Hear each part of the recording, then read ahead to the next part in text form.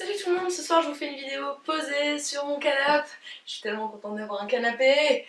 Ah, ça faisait 2 mois que dans mon salon j'étais sur un matelas par terre et que c'était pas pratique. Et dans les lives les gens ils me disaient mais pourquoi t'es en campement chez toi? Bref, je passe là-dessus. Pourquoi cette vidéo? Pour vous donner quelques petites nouvelles de quelques trucs sur lesquels vous m'avez posé des questions. La première chose c'est mon piercing à la narine. Que s'est-il passé, Marie? Où est donc passé ton piercing à la narine? Deuxième chose, c'est qu'en est-il de mes cheveux, le henné, le pas henné, les colorations, etc. Donc je vais un petit peu vous parler de tout ça ce soir.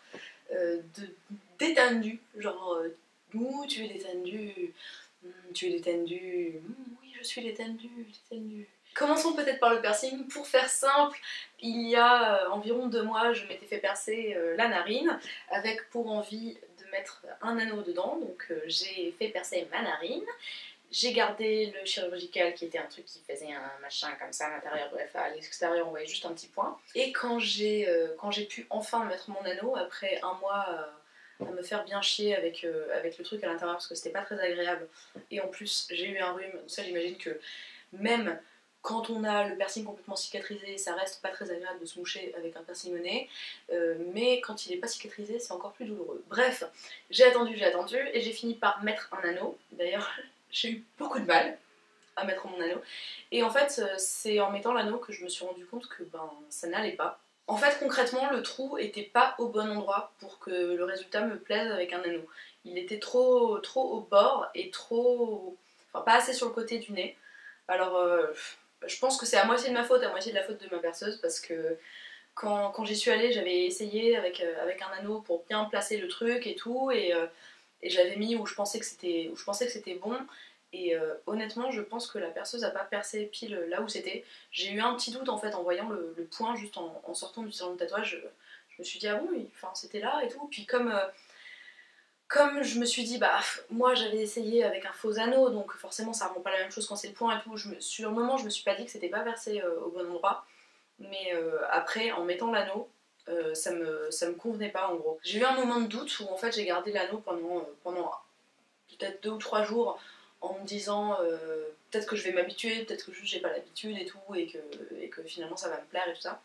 Mais assez vite j'ai décidé de l'enlever parce que je me suis dit...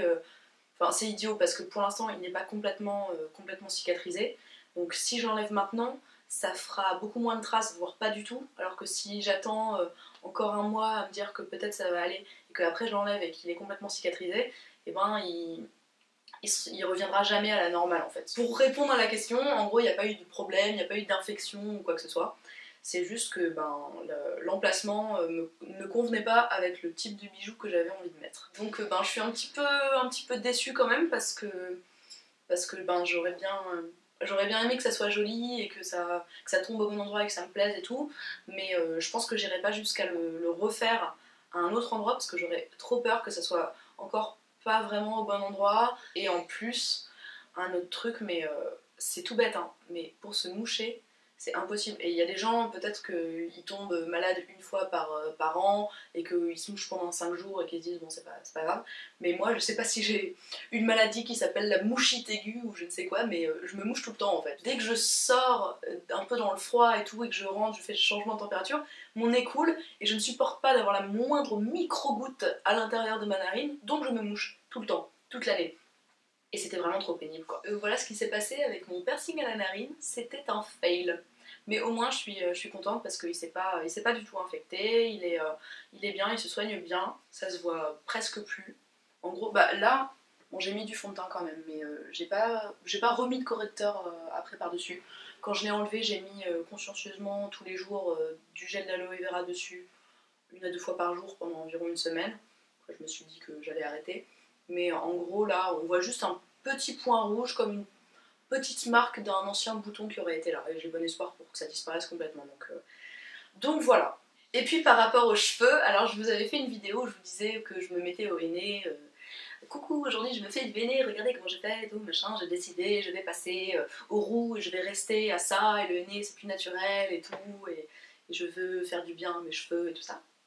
Et puis une semaine plus tard, vous m'avez vu avec une couleur de cheveux différente. Et oui, je m'étais reteint les cheveux.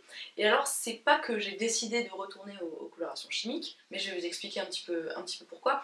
En fait, j'ai les cheveux qui ont toujours été colorés, enfin je dis toujours, c'est pas vrai, mais ça fait bien 10 ans que je me colore les cheveux tout le temps. Ils ont été décolorés, recolorés, etc. Et donc, au final, ils étaient plus clairs que ma couleur naturelle au moment où j'ai fait le henné. Donc j'avais des racines un petit peu genre 1 cm de racines naturelles et après mes cheveux un petit peu plus clairs quoi. Donc ce qui s'est passé c'est que sur le moment quand j'ai fait mon henné ça allait, c'était homogène, mais après dès 1, 2 shampoings, 3 shampoings, c'était extrêmement visible que le henné avait beaucoup moins pris sur mes racines que sur le reste de mes cheveux et du coup j'avais un sale effet de racine en fait.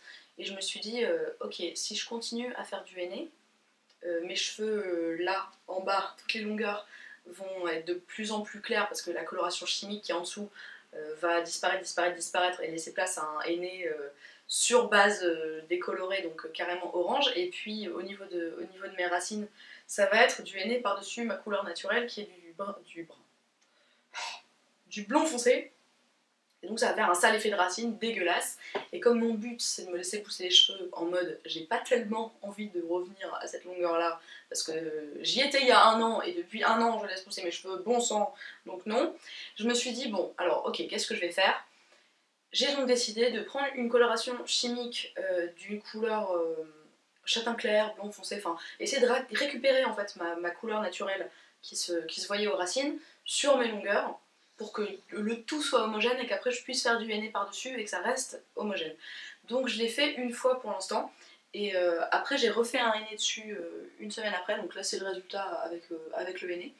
Et jusqu'ici je suis assez contente. Alors je sais pas si j'aurais besoin de refaire la coloration encore une fois, je l'exclus pas même si je préférerais pas la refaire, parce qu'on voit quand même, il y a quand même un petit effet, aux racines c'est un petit peu plus foncé, c'est pas hyper flagrant, mais si jamais ça devenait plus flagrant, je referai peut-être cette même couleur et après je referai du henné. Bref, voilà où j'en suis pour mes cheveux. J'ai racheté mon henné de Shiraz dans la couleur Auburn. J'ai suivi vos conseils sur ma dernière vidéo de henné où j'étais un petit peu déçue parce que la couleur que j'avais eue c'était un peu trop jaune, pas assez soutenue et tout. Vous m'aviez dit mais laisse-la poser plus longtemps avant d'essayer de mélanger avec d'autres couleurs et tout. Et c'est ce que j'ai fait la fois d'après, je l'ai laissé poser 4 heures. Et oui, je suis hyper satisfaite. Je fais mes sourcils aussi avec. Je laisse pas poser 4 heures sur mes sourcils hein, parce que j'ai pas envie que ça marque complètement ma peau en dessous, mais je laisse poser environ 1 heure et ça va. Et ouais, donc je suis partie pour être rousse pour un long moment, avec éventualité, peut-être de temps en temps, de redevenir un petit peu plus châtain clair, si jamais j'en ai envie, parce que je fais pas du tout une loi absolue de ne plus toucher à des colorations chimiques, hein, c'est pas ça. Mais voilà, donc pour mes cheveux, vous avez la réponse. Je suis très contente aussi du henné parce que j'ai l'impression que mes cheveux sont plus énergiques, plus volumineux, ouais. Donc je suis très contente. Voilà, je pense avoir fait le tour. Et si vous avez eu le courage de regarder cette vidéo jusqu'au bout, ça veut dire que vous êtes quelqu'un de fidèle et j'aime bien ça. Et j'aime bien de temps en temps récompenser les personnes fidèles avec apparition du 6e mini concours. Si jamais vous êtes nouvelle ici et que vous ne connaissez pas le principe de ces mini concours que je fais, ce ne sont pas vraiment des concours ordinaires, dans le sens où en fait je vous fais gagner des choses qui sont chez moi, qui sont bien sûr en bon état. Je me permettrai pas de faire autrement, que je n'utilise pas vraiment, qui ne reçoivent pas assez d'amour de ma part et qui sûrement pourraient recevoir plus d'amour de la part de quelqu'un qui en a envie. Donc voilà, pensez à regarder toutes les modalités que j'écris dans la barre d'infos au cas où j'ai oublié quelque chose et je vous présente les 2 lots pour aujourd'hui qui sont 2 paires de chaussures. Alors, la première paire de chaussures, bon, dedans il y a des petits bouts de magazine comme ça pour qu'elles gardent leur forme et tout, machin. Ce sont des sandales. Les voyez-vous ces sandales? Sandales de chez Minelli. Très joli, très joli. Alors je vais vous dire la taille, c'est du 37. Mais, moi je fais du 38 habituellement et elles me vont. Donc je dirais que c'est un 37 qui taille grand. notez ça. Elles sont en cuir, elles sont très sympas. Moi je les porte pas tout simplement parce que je ne peux pas me permettre de porter trop de talons parce que j'ai le pied déformé. Donc c'était un peu un achat en mode ah je les trouve trop belles, génial, et puis finalement bah, je les mets quasiment jamais parce que c'est pas raisonnable et ça me fait mal aux pieds. Donc voilà, j'ai dû les porter peut-être 5 fois. Donc voilà, ça sera donc le lot numéro 1. L'été arrive, pensez-y.